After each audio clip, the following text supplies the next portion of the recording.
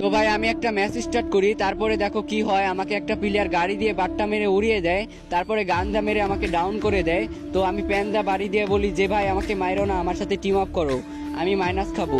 তো এই প্লেয়ারটা আমার সাথে সত্যি সত্যি টিম আপ করলো। তো আমিও রিভাইভ হয়ে উঠলাম, ওঠার পর তার সাথে টিম আপ করলাম। টিম আপ করার পর তাকে প্রপোজ ইমোট দিলাম।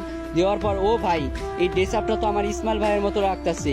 যদি ইসমাইল ভাই হয় আমি কিন্তু অনেকটাই খুশি হব, কারণ সে অনেক অনেক সুন্দর সুন্দর ভিডিও করে, তার ভিডিওগুলো আমি প্রত্যেক দিন দেখি। কারণ এই প্লেয়ারটার ড্রেস আপটা পুরো ইসমাইল ভাইয়ের মতো লাগতেছে। তো ভাই আমি মিডকেট করে নেই, মিডকেট করার পর আমি আমার ফ্ল্যাগ ইমোটটা দিয়ে দেই। তো ফ্ল্যাগ ইমোটটা দেওয়ার পর এই ভাইটা আমার ফ্ল্যাগ ইমোটটা জুম করে দেখতেছিল।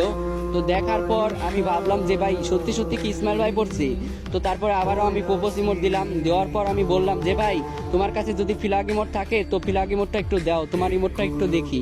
তো ভাই ও ভাই তোমার কাছে যদি একটা ফ্ল্যাগ ইমোট থাকে তাহলে প্লিজ ভাই একটা ফ্ল্যাগ ইমোট দাও, তোমার ইমোটটা আমি দেখি।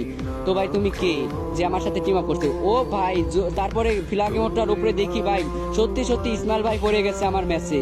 তো ভাই আমি অনেকটাই খুশি হয়েছি ভাই, তুমি আমার ম্যাচের ভিতরে তার মধ্যে আমাকে মেরে আমাকে মারো নাই, টিম আপ করছো আমার সাথে, আমি কিন্তু অনেকটাই খুশি হয়েছি ভাই। তো ভাই তোমরা যারা ইসমাইল ভাইকে চিনো অবশ্যই এই ভিডিওতে বেশি বেশি করে মেনশন করে দিও।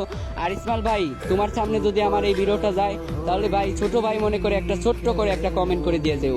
তো ভালো থাকো সবাই, আল্লাহ হাফেজ।